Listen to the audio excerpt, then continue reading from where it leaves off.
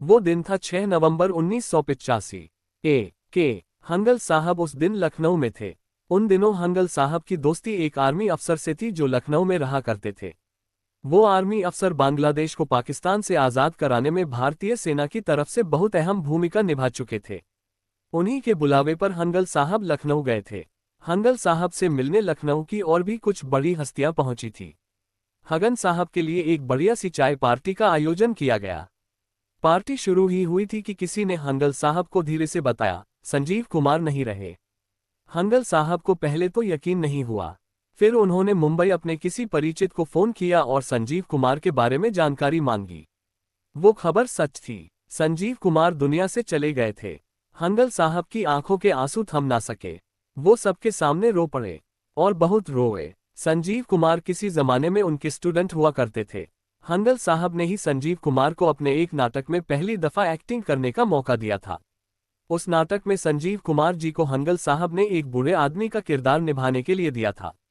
बूढ़े आदमी का किरदार मिला तो संजीव कुमार ने हंगल साहब से कहा कि आप मुझे ये बूढ़े आदमी का किरदार क्यों दे रहे हैं, मैं तो हीरो बनना चाहता हूं। तब हंगल साहब ने कहा कि हीरो तो कोई भी बन जाता है, मजा तो तब है जब तुम हीरो नहीं एक्टर बनो, और अगर तुम बढ़िया एक्टर बन गए तो हीरो बनने से भी तुम्हें कोई नहीं रोक सकता। के हंगल साहब की वो बात सच भी साबित हुई थी। संजीव कुमार बहुत शानदार एक्टर व हीरो बने आगे चलकर। खुद संजीव कुमार अपनी सफलता का श्रेय के हंगल जी को दिया करते थे। एक दफा तबस्सुम जी के शो फूल खिले हैं गुलशन गुलशन में संजीव कुमार जी ने कहा था कि वो जो कुछ भी बने हंगल साहब की वजह से बने, और इत्तेफाक से वो इंटरव्यू खुद हंगल साहब ने भी देखा था।